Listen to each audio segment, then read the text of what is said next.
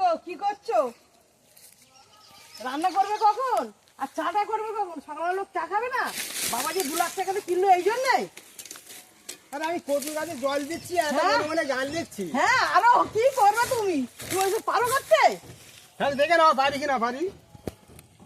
শোনো তাহলে, ও যেমন কচু পাতায় জল পড়িলে ভাইরে দাগ লাগে না, সুন্দরী বইয়ের মুখের কথায় রাগ লাগে না, সুন্দরী বইয়ের মুখের কথায় রাগ লাগে না।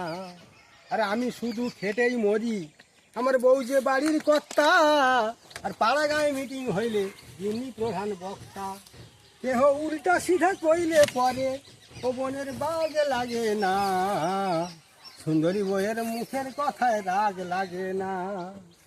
আর পিতা আমার জন্মদাতা, মাঝে আমার গর্ভধারিণী, তাদের আমি যাইব ভুলে, শুধু বউকে ভুলতে পারিনি। যদি গিন্নির আঁচল তলে থাকি, কারো সোহাগ লাগে না, সুন্দরী বইয়ের মুখের কথায় রাগ লাগে না। তাহলে আমার বাবা তাহলে 2 লাখ টাকাতে কিনে তাহলে ঠিক করেছে।